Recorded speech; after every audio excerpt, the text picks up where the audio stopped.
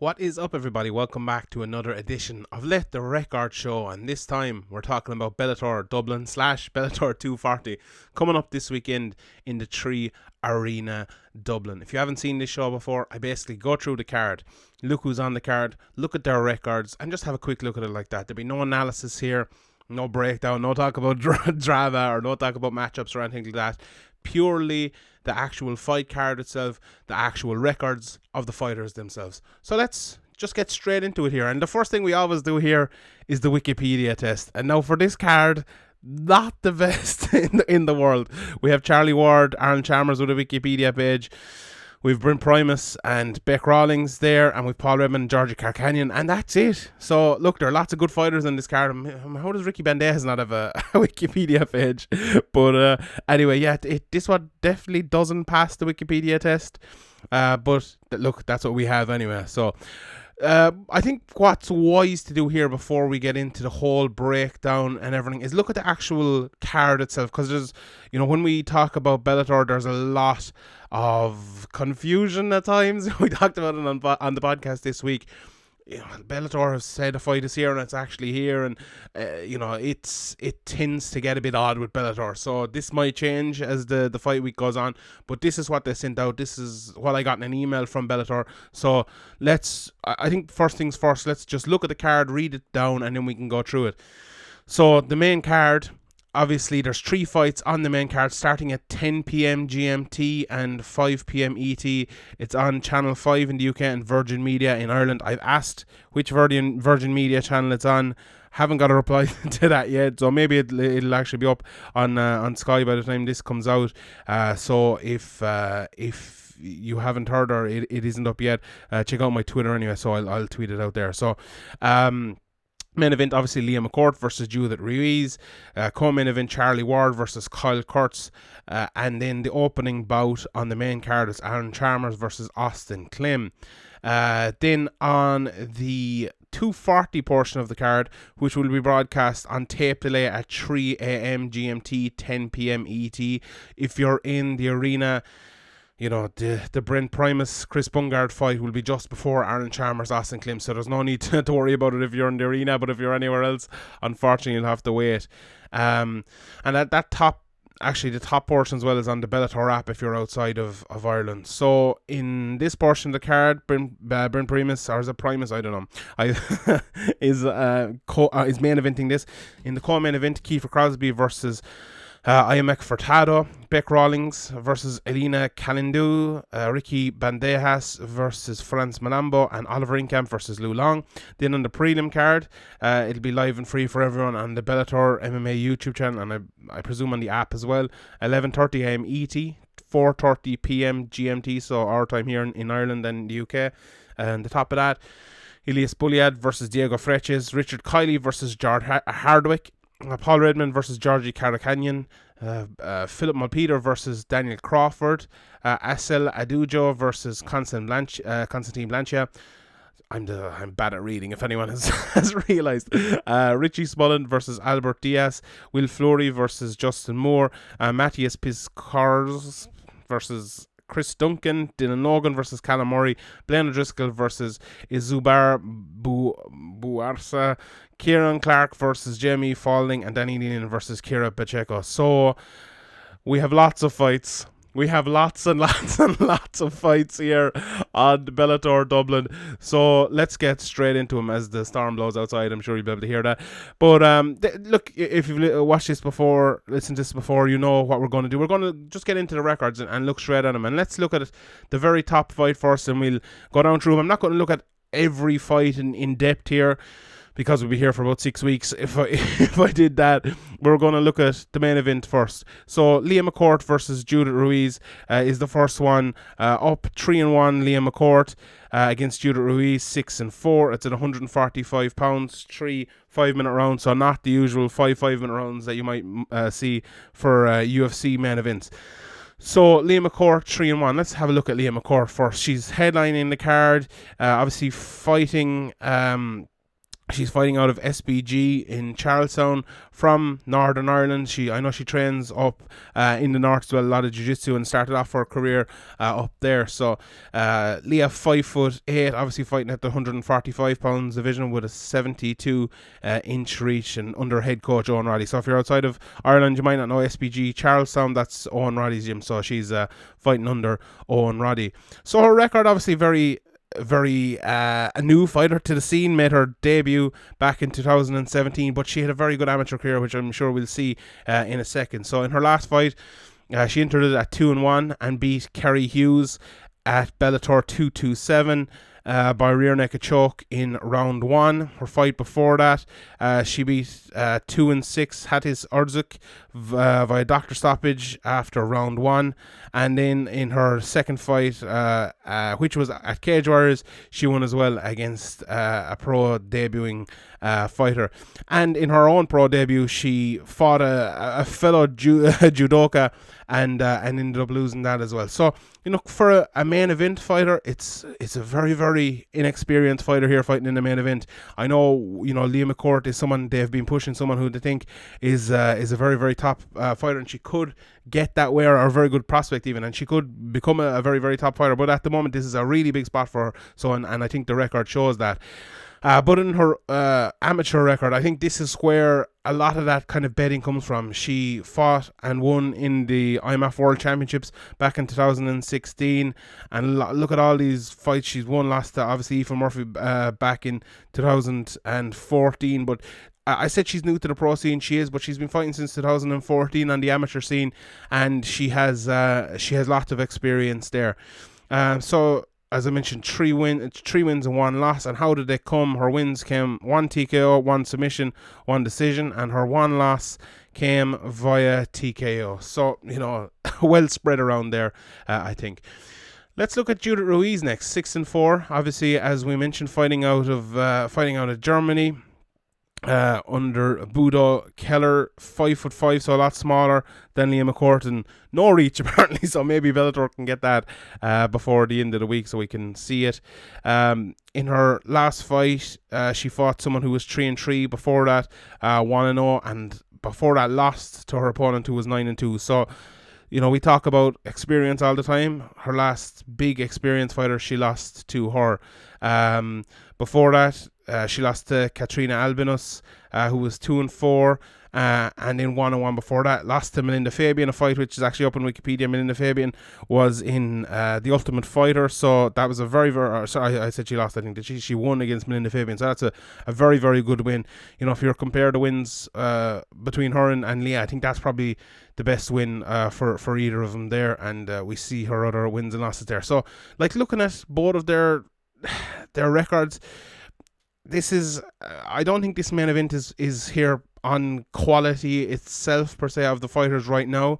I think it's more based on the quality Leah McCourt could have in the future, and Bellator's wanting to push her. So, you know, the records don't show that, and we'll see records down the line who maybe do show up, but it's not what you'd maybe expect from a large promotion putting on a main event. It is one very good prospect who they hope will be a top fighter in years, and they're putting her into that spot. So let's just look at the rest of Judith Ruiz here. Her wins, obviously 6-4, 1 via KO, 4 by submission, and 1 by decision, and all her losses then are 1 by submission and 3 by decision. So, you know, take from that what you will, I suppose. It could go anywhere, is what you take from that. Then Bryn Primus versus Chris Bungard, 155 pounds. This is, obviously it says co-main event there, as I read earlier on. It's the main event on the 240 portion. As we know, Bryn Primus, a former Bellator champion, fighting out of the Sports Lab, 5'10" with a 73 inch reach.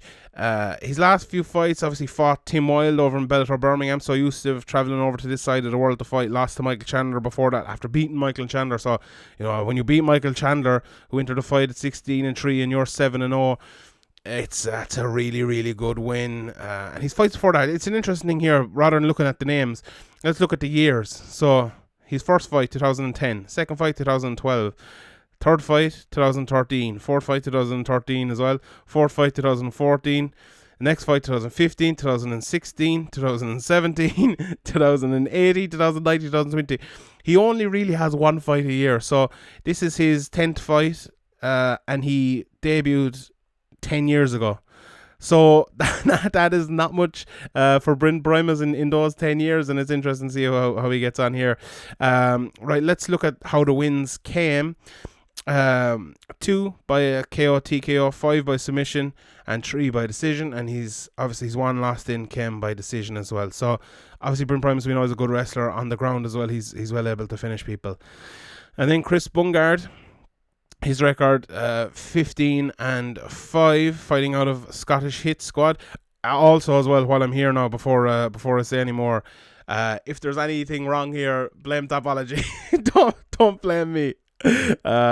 Right. So his last few fights, he won against Benjamin Brader, who's 11-6, very experienced guy. Lost to Charlie Leary, who we all know. Before that, over Bellator 223. The big win he got in his career was against Terry Brazier, and into that, a lot of people maybe didn't think he'd win that, but he got the rear naked choke in the first round against Terry Brazier, who's an experienced guy, been around for a long time. And I suppose before that, he got 3 wins in a row. It was coming, but less experienced guys, 5-6, 3-3, 4-4. So, and he lost to Colin Fletcher, who he knew from The Ultimate Fighter and from Bama and other places before that. He lost a decision to him back in 2017. So, his other wins here, 3-0, 6-0, some good wins there. 0-2, 1-3, his wins. Lost to 5-0, Gavin Hughes. Lost to 6-2, Xavier Cedras. So, Terry Brazier is the one kind of experienced person, if we look at here, who he's actually beaten. So does that record kind of stand up against someone like Brent Primus? He's risen to the occasion before. Can he do it again? Maybe. But let's look at how all those wins have come. And he lost obviously to Ross Houston, who's was a cage warrior champion until last week in his amateur days. So obviously 15-5 in the wins.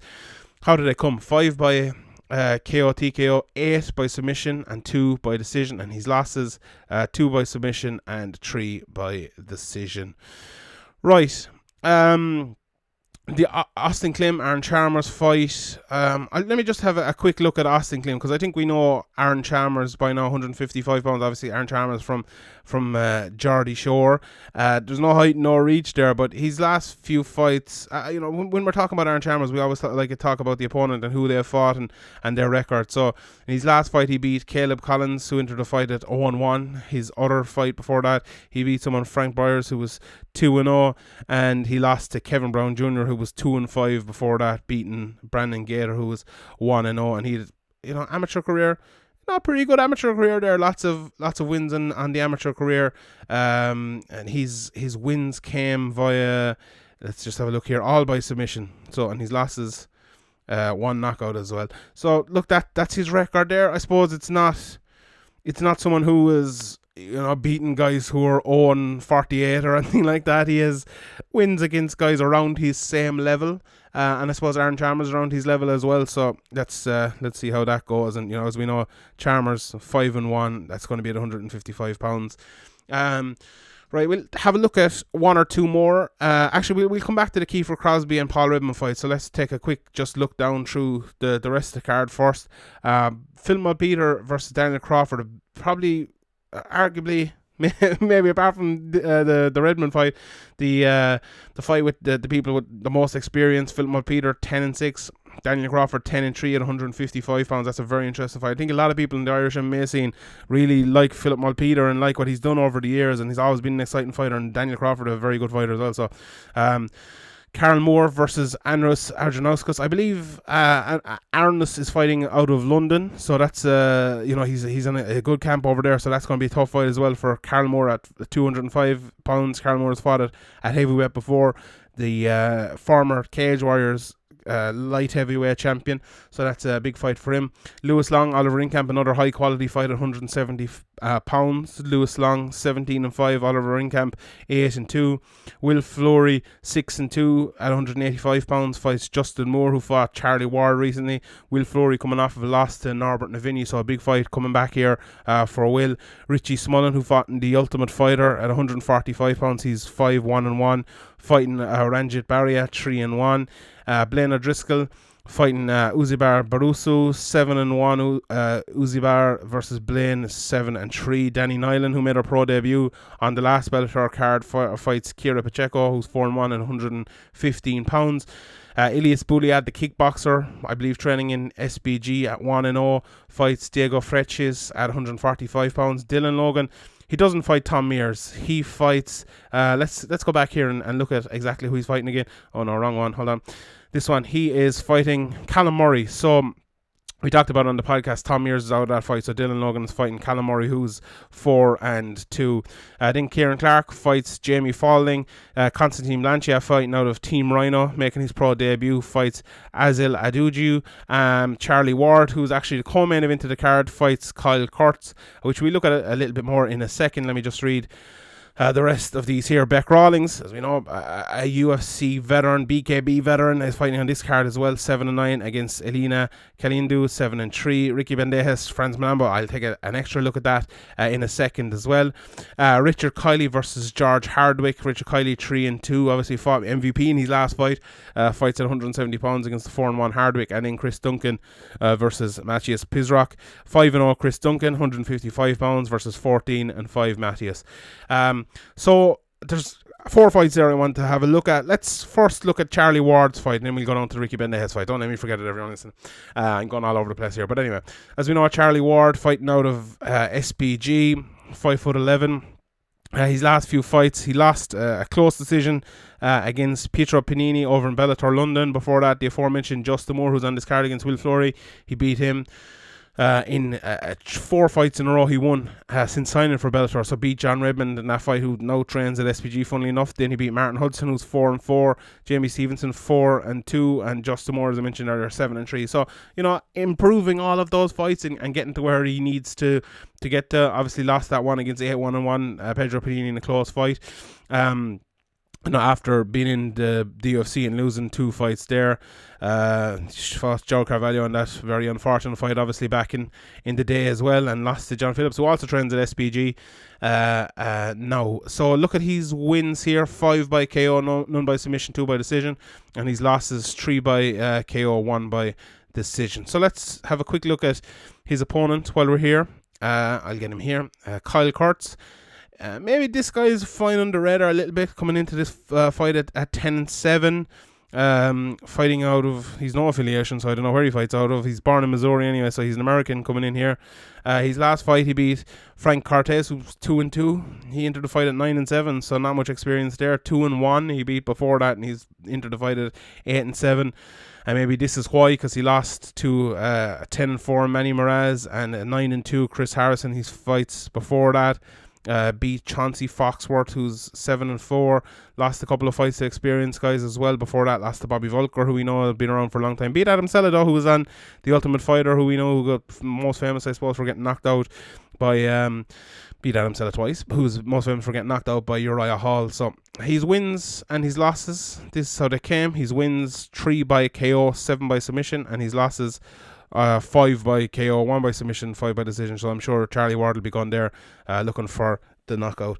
So arguably the best fight on the card here: Ricky Bandejas versus Franz Malambo. Ricky Bandejas, 12-3. He is fighting out of America, obviously New Jersey, and his record is not a bad one at all. You know, he lost to Patchy Mix and he lost to Juan Arqueleta, 2 experienced, very good guys.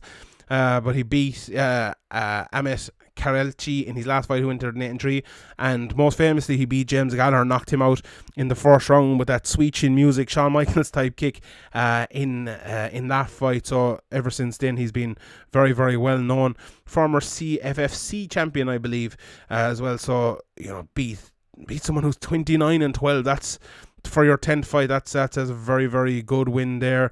And if you know, anyone fighting CFFC is fighting good guys. It's like the American version of Cage Warriors. So there's always very, very good people. And beat Mirab Dirashvili, look at that. So we saw what he did in the UFC at the weekend, so very, very good. Is that the same Murev Darish? How many Murev Darish Phillies is there, I wonder? Is that the same guy? I presume it is. Let's have a look. Beat Casey Kenny at the weekend. So, that's a very, very good win for him there as well. So, let's look how Ricky got his wins, just to see how he'll get on maybe against France. Fought Shane Burgos as well, who fights in the UFC and as an amateur. So, Ricky's wins, well spread out here. 5 by KO, 3 by submission, 4 by decision. So, well spread out. He could do anything. And his 2 losses, 2 by submission. But if we look at Franz Malambo's record, he probably won't be submitting him, although he's known to jump on a guillotine. 8-4 in his career, but I don't think that really says it all. Obviously, fighting out of SBG, Ireland. Won his last 3 fights. Dominic Wooding, Nathan Grayson, and then Sheil Moodley over in Brave, last 2 in Bellator. We know Dominic Wooding, Nathan Grayson, 6-3, 6-2. That's good records there for a guy who entered 6-4, 7-4. Similar enough there. Beat a guy who was 4-1 before that. Aidan James, that lost at 2-0, and Steve Lohman at 10-2. He went over to Brave, and I believe that was for the Brave Championship, if I'm not mistaken. Yeah, it was. So that's that's a tough fight there. Was that over 5 rounds? Yeah, it was 5-minute rounds. So that's good experience to get there against a very, very experienced guy at 10-2 when he entered the fight at 5-2. Before that, he beat Philip Efren, who was 12-2. Beat a guy who's 5-2, 3-2. So all these guys here who he's fought, fought Steve Lohman again, who was at 7-2. So all these guys, even starting against Darren O'Gorman, who's 3-0. Anyone in the Irish scene knows Darren O'Gorman is no easy fight. So everyone who he's ever fought has basically been more experienced than him. So all those losses, 5-1 over in China, I believe that was. Steve Lohman, 7-2.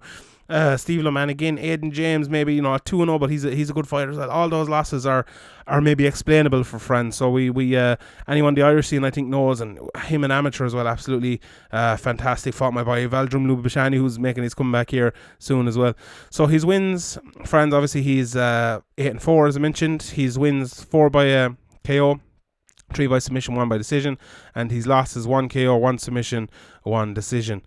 So that's a very, very good fight. And obviously I took a look at Ricky Bandes. That's going to be at 135 as well. So the 2 fights up here, I leave the Paul Redmond versus Georgie Carcanian fight to last, because I think maybe that's the fight, along with the Bandejas fight, that most people are probably looking forward to. So I'm going to look at Kiefer Crosby and Emick Furtado first. So let's look at Emick first. This is being fought in 160 pounds. We look at it again when we get back. But Emick 6-2. Anyone listen to podcasts this week? I know I don't talk about tactics or technical things here, but this man kicks to the body more than anyone I've ever seen, so look out for that.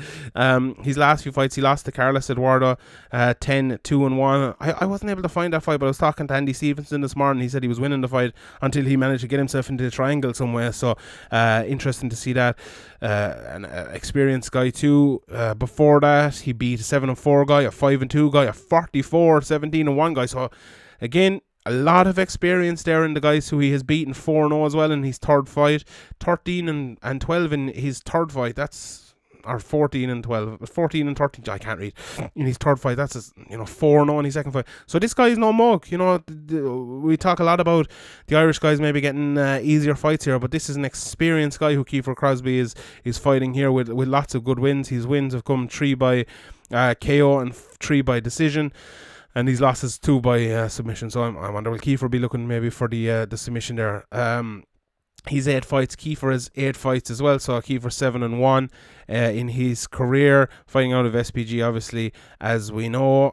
Beat Hugo Pereira in his last fight. Underwhelming kind of fight. I think went to decision, but it was changed on short notice, if I'm not wrong. Yeah, so look at this. Lawrence Fitzpatrick cancelled bout.